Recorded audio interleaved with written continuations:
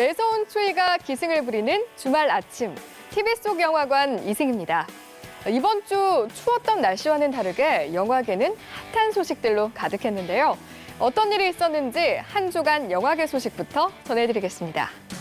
영화 내부자들이 마침내 영화 친구의 기록을 깨고 역대 청소년 관람 불가 영화 흥행 1위에 올라섰습니다. 지난해 마지막 날 개봉한 3시간 분량의 내부자들 감독판이 흥행에 성공하면서 6일까지 814만 명이 들며 영화 친구가 갖고 있던 811만 관객 기록을 깼습니다. 무려 15년 만에 새로 세워진 기록인데요. 영화는 기세를 몰아 1000만 관객 고지까지 목표로 하고 있습니다. 조정석, 도경수, 박신혜 주연 영화 형이 지난주 3개월간의 촬영을 모두 끝냈습니다. 영화 형은 사기꾼 형이 집을 나간 지 15년 만에 유도 선수가 된 동생을 갑자기 찾아와 원치 않는 동거를 하며 벌어지는 이야기입니다. 조정석이 형을 엑소 멤버 도경수가 동생을 연기하고 박신혜는 도경수의 유도 코치로 등장합니다. 영화는 후반 작업을 거쳐 연내 개봉할 예정입니다. 지난 7일 개봉했죠. 영화 나를 잊지 말아요에 삽입된 윤종신의 고마워가 음원으로도 공개됐습니다. 노래 뮤직비디오는 당연히 영화 속 장면들로 채워졌는데요. 윤종신 특유의 애틋하면서도 따뜻한 목소리가 정우성, 김하늘의 멜로 연기와 어우러집니다. 고마워 어젯밤 눈물 흘려. 영화는 개봉 첫날 6만 3천 명의 관객이 찾아 멜로 장르가 모처럼 흥행할 수 있을지 관심을 모읍니다. 개봉 당시 빛을 보지 못했지만 인생 영화라는 입소문을 타고 10년 만에 재개봉해 원년 성적을 뒤집은 영화, 바로 이터널 선샤인 이야기인데요. 경쟁력이 증명되면서 새해에도 재개봉 영화가 쏟아져 나오고 있습니다. 하지만 관객이 들만한 영화만을 골라 쉽게 돈을 벌려 한다는 곱지 않은 눈길도 받고 있는데요. 김지선 기자가 보도합니다. 수많은 패러디를 낳았던 홍콩 누아르의 전설, 영웅 본색. 지난해 11월 한 차례 무산된 HD 리마스터링 버전 3부작 재개봉이 오는 3월부터 순차적으로 진행됩니다. 이터널 선샤인이 10년을 거스른 흥행 역주행을 펼친 데 힘입어 다른 장르까지 스크린에 걸릴 수 있게 된 것. 요즘 좀 복고 열풍 같은 것도 있고 저희 이터널 선샤인도 재개봉을 했는데 좋은 결과를 얻은 것도 있고 해서 그 분위기에 이어서 저희가 좀 진행을 하려고 하는 상황입니다. 극장가의 재개봉이 자리 잡으면서 새로운 양상도 나타나고 있습니다. 지난 1999년 당시 140만 관객을 동원했던 러브레터는 이번이 벌써 3번째 개봉. 인터스텔라와 매드맥스 분노의 도로가 CGV IMAX 상영관을 통해 독점 공개되는 등 1년 남짓된 대작까지 재개봉 행렬에 합류했습니다. 이터널 선샤인이 전국 60여 개 CGV 상영관을 발판으로 유리한 위치를 선점할 수 있었던 것처럼 재개봉 역시 멀티플렉스가 주도적인 역할을 하는 모양새입니다.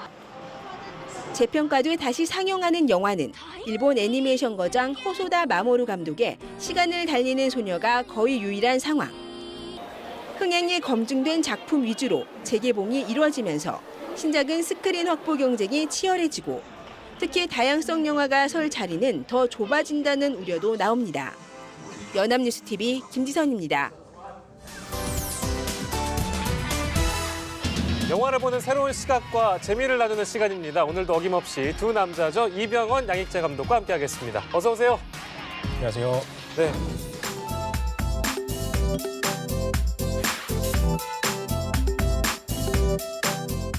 새해라 바쁘실 텐데 뭐 하고 지내셨어요? 우리 이 감독님은?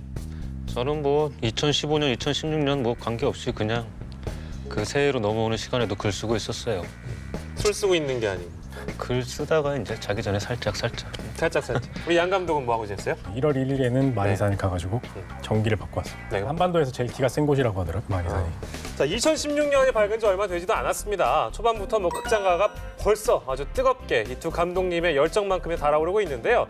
다음 주에 개봉하는 작품들 중에 두 작품을 엄선을 해봤는데요. 레버넌트, 죽음에서 돌아온 자와 그날의 분위기를 가지고 봤는데요. 우선 두 작품 중에서 레버넌트 죽음에서 돌아온 자, 이름도 참 장엄하죠. 이 작품에 대해서 이야기를 해볼 텐데요. 자, 이 작품은 어떤 작품입니까, 양 감독님? 우선 알레한드로 곤잘레스 이냐리투. 오, 외웠어. 네, 오, 알레한드로 곤잘레스. 레안드로 곤잘레스 이냐리투는 와. 감독들 사이에서는 외울 수밖에 없는 이름. 오. 알레한드로 곤잘레스 이냐리투 감독의 6번째 장편 극영화죠. 예. 실화를 바탕으로 한 영화고요. 개척되지 않은 19세기 미국 서부의 모피 사냥꾼 휴글레스가 그 절체절명의 위기에서 아들의 죽음을 겪은 후에 자신을 배신한 동료에게 복수를 하러 나선 이야기. 처절한 복수극으로 일단 예상이 되는데 개봉 전에 이 영화를 미리 보셨다고 들었습니다. 예, 그 배경이 이제 거의 다 추운 겨울인데 네. 제가 그 영화 속에 추운 겨울 속에 들어가 있는 것처럼 그 추움 그리고 잔인한 장면이 나올 때는 제가 고통을 받는 것처럼 이렇게 바로 전달되는 고통. 그러니까 2시간 동안 거의 그곳에 있는 것처럼 거의 압도를 시키더라고요, 영화가. 영화 장면만으로 굉장히 세밀하게 일단 다가온 것 같은데요. 처음에 이제 소개를 해드렸습니다만 복수극 스토리라서 식상할 수 있겠다 이런 생각도 좀 드는데. 실제 영화만 보면 영화 스토리만 보면 아들의 그 죽음을 복수하러 나가는 한 남자의 이야기 그 내용밖에 없어요, 영화를 보면. 근데 실제로 그 주인공인 레오나르도 디카프리오가 어떻게 그 과정을 하나하나 해나가는지 정말 그 극사실주의적으로 마치 실존하는 인물의 다큐멘터리를 보는 것처럼 되게 자세하게 그 감정이 묘사되거든요. 그리고 무엇보다 더 장관이었던 거는 그 영화에서 보여주는 압도적인 풍경. 예를 들어서 마션을 보면 마치 화상에 있는 듯한 느낌을 받잖아요. 예. 근데 이 영화를 보면 마치 지금 19세기 미국 그 개척, 그 당시 그 구석에 있는 것처럼 느껴질 정도로 감독을 주목할 부분이 있죠. 알레한드로 곤잘레스 이냐리투. 알레한드로 곤잘레스 이냐리투. 네.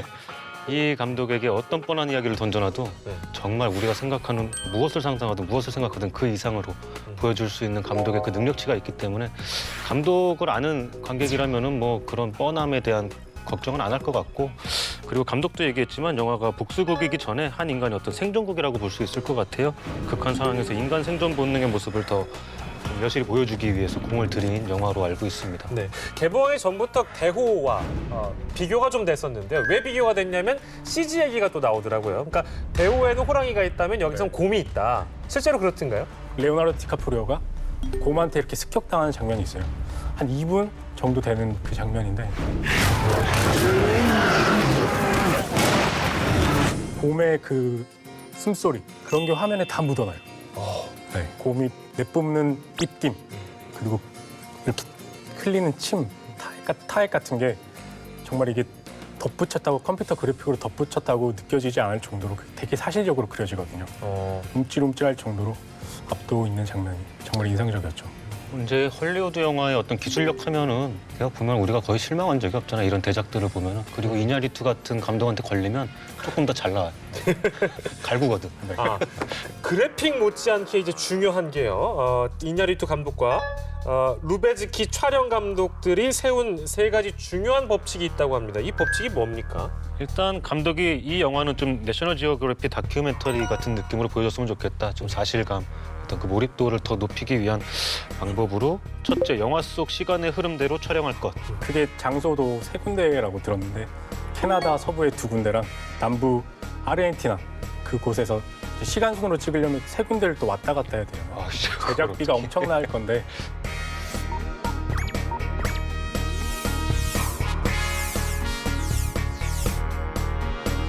그리고 둘째, 인공 조명은 사용하지 않는다.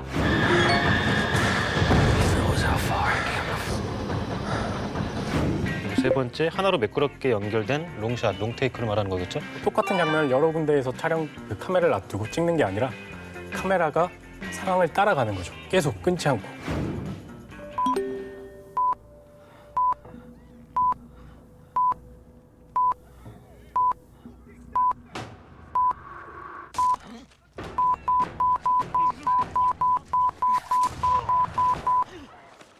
제가 한 인간으로서 질문을 드리자면 이렇게 힘든데 왜 하는 겁니까? 조경식 씨는 이거 왜 하나요, 이지가? 이거 힘들잖아.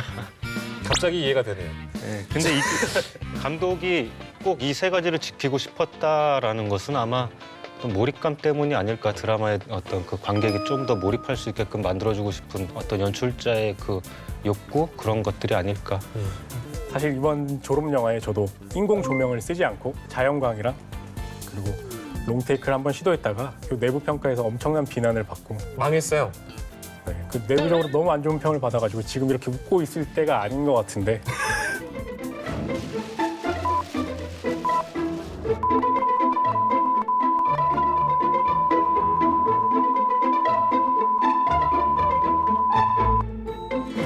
많이 극복하고 지금 이 자리에 와 있습니다.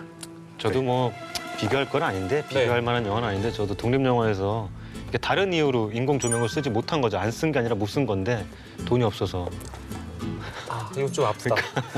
가로등 밑에서 찍었거든. 근데 이게 켜지는 시간이 켜졌다 꺼졌다 그럼 켜지면은 슛이 들어가고 꺼지면 잠깐 쉬는 거죠. 자연스럽게 컷이 되는 거죠. 뭐 일진파 로즈마리 남자 나이가 마 와봐라 아니요 그게 아니요. 진정해요. 마이 카메라가 살린다.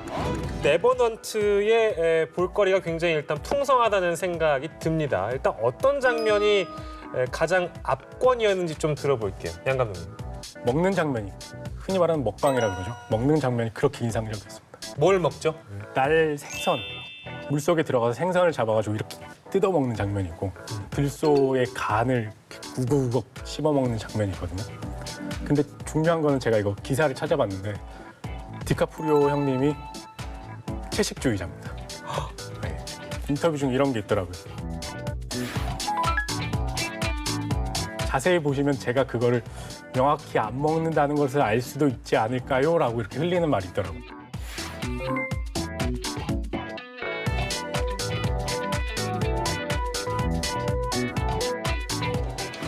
먹고 뱉었나? 씻기만 했나? 근데 그 영화만 봤을 때 전혀 몰랐거든요. 삼키지 진짜 않- 맛있게 먹는다라고 느꼈는데 전상 배우는 역시 다르긴 다르네요. 자, 저희가 더 얘기를 했다가는 네. 스포일러 때문에 신고가 들어올지도 모르겠어요. 저희 방송국에 전화 오니까. 자, TV 속 영화관의 특급 보드판에 여러분들의 기대평을 좀 남겨보도록 하겠습니다. 오늘도 마찬가지로 이 보드판이 준비되어 있는데요. 제 거부터 먼저 공개를 하면요. 레오나르도 디카프리오의 인생작이 될 것 같다는 아주 짧은 기대평이었고요. 먼저 양 감독님부터 보여주시겠어요? 드디어 레오 형이 한이 풀릴 것인가라고 적었습니다. 영어 대사가 네. 제가 정확히는 세어보지 못했지만 한 15개 이상이 되지 않아요. 15개. 대부분 이제 그 인디아어를 쓰는데 많이 안 써요, 그것도. 인디아너를 주로 써요. 인디아어를 주로 쓰는데 그것도 대사가 그렇게 많진 않고 그럼 주로 어떤 연기를? 막 의아 그게 다예요. 연기. 예. 의아. 근데 그게 제가 이렇게 장난스럽게 했지만 실제로 영화를 보면 정말 저게 연기를 하는 게 아니라 진짜 저 사람이 저렇게 고통을 받고 있구나. 진짜 화가 났구나. 그 제가 막 아플 정도로 느껴지거든요. 그 진짜 연기 압도적입니다. 이병헌 감독님의 레버넌트 기대평 보겠습니다. 간단합니다. 네. 알레한드로 디카프리오. 어, 감독과 배우의 이름을 합성해봤어요. 이 두 사람의 이름이면 뭐 기대 안 할래 안 할 수가 없고 감독에 대해서 조금만 더 설명을 드리면은 바로 전작 영화 버드맨만 해도 굉장히 놀라운 게 그 영화 하나로 133개의 어떤 영화제 수상 트로피를 가져간 분이에요. 되게 놀라운 감독이고 뭐 디카프리오는 다 아시잖아요. 굉장히 아름다운 합성으로 기대평을 남겨주셨습니다. 자, 그럼 이번에는 세계 첫 로맨틱 코미디인데요. 그날의 분위기가 찾아옵니다. 자, 이병헌 감독님, 그날의 분위기는 어떤 영화인가요? KTX에서 우연히 처음 만난 안 하는 것 참 많은 철벽녀 문채원과 맘만 먹으면 다 되는 맹공남 유연석이 하룻밤을 걸고 버리는 밀당 연애담을 그린 로맨틱 코미디입니다. 저 오늘 웬만하면 그쪽이랑 자려고요. 반했거든요. 여행길에서 기차에서의 어떤 로맨스 네. 사람들이 다 그런 혼자 여행 갈 때 그 판타지 그게 있잖아요. 근데 사실 말이 안 되지. 기차에서 그 사람 많은데 조용한 데서 어떻게 작업을 걸어. 근데 그런 판타지가 있는 것 같은데 제가 인상적이었던 영화 그 비포 선라이즈도 기차에서 만나가지고 이야기가 시작되죠. Launch car sometime soon. Would you like to come with me? 근데 이 영화의 제목이 그날의 분위기입니다. 이 영화가 이야기하고 있는 그날의 분위기. 뭘 얘기를 하고 싶은 걸까요? 일단 제목 자체는 좋은 것 같아요. 그날의 분위기에 따라서 오늘 함께 할 수도 있고 함께 못 할 수도 있고 혹은 이 연인, 이 남자, 여자가 평생을 같이 할 수도 있는 거라는 거잖아요. 그날의 분위기에 따라서. 정리해보면 그날의 분위기가 제목이지만 그 뒤에 이제 괄호 열고 따라서가 네. 있을 수도 있는 거네요. 많은 것들이 따라올 수 있는 제목인 거죠.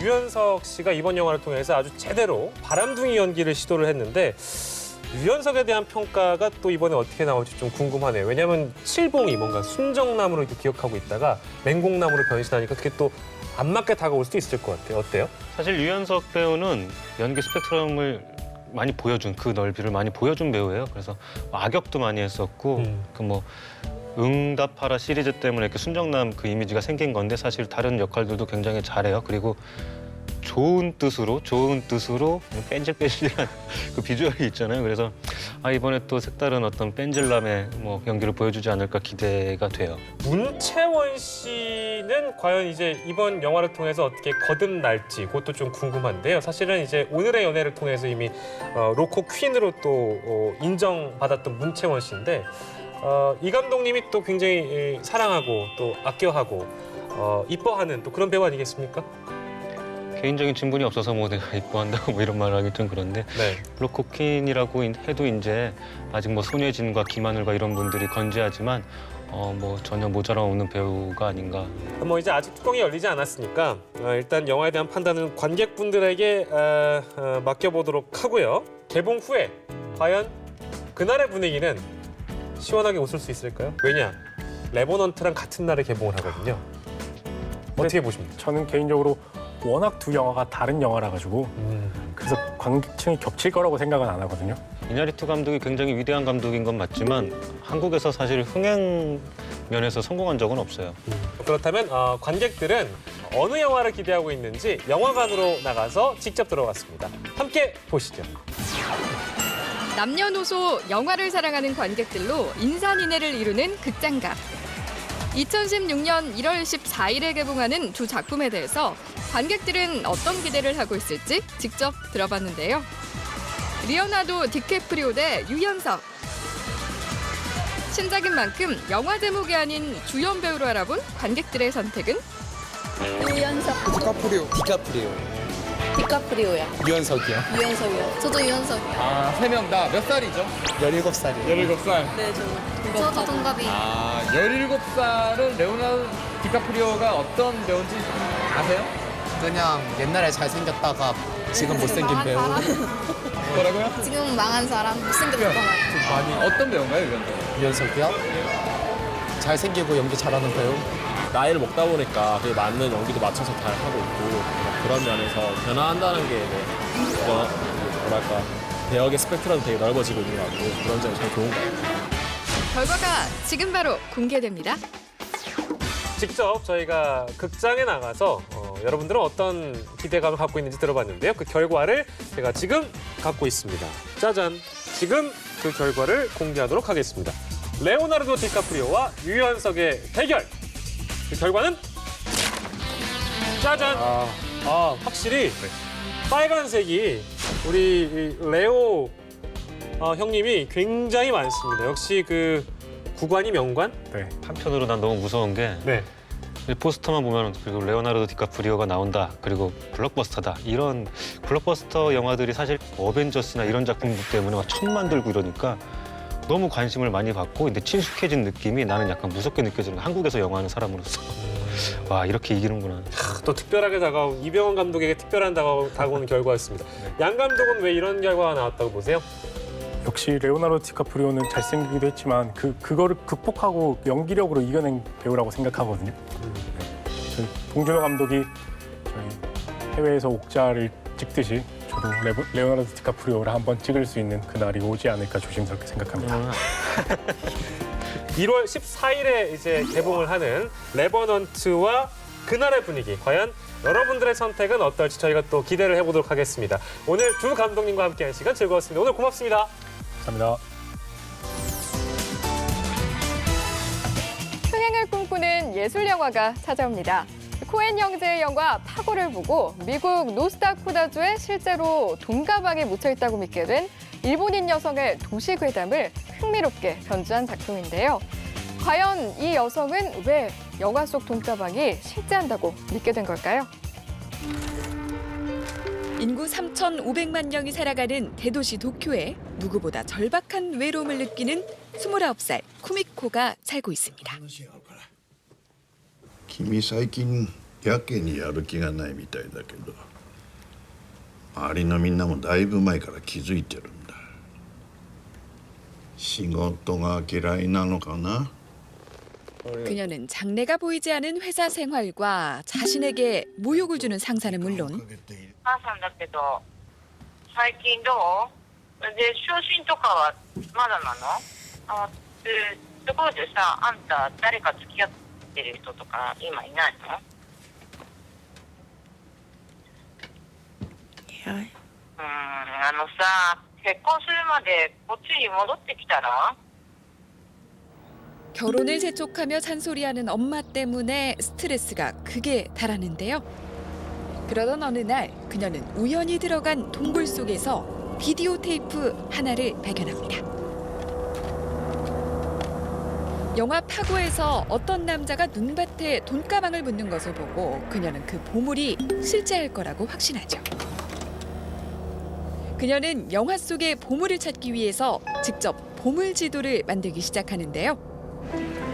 결국 무작정 태평양을 건너 낯선 땅 미네소타에 도착한 쿠미코. 허무맹랑한 이야기로 보이겠지만 이 영화는 실화를 바탕으로 만들어졌습니다.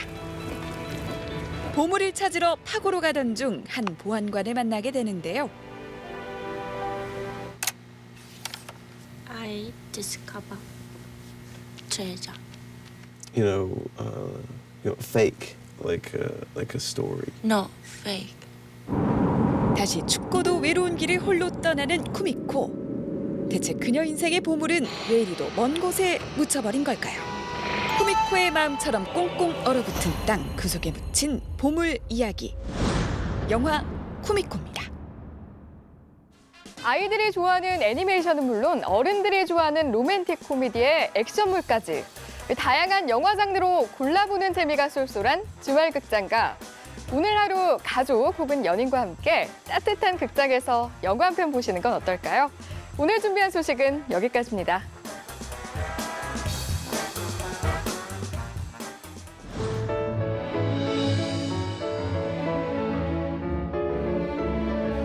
달러로 준답니다.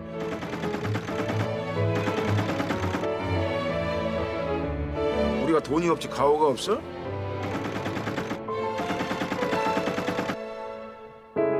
그럼 내려와야지. 거기서 삽니까?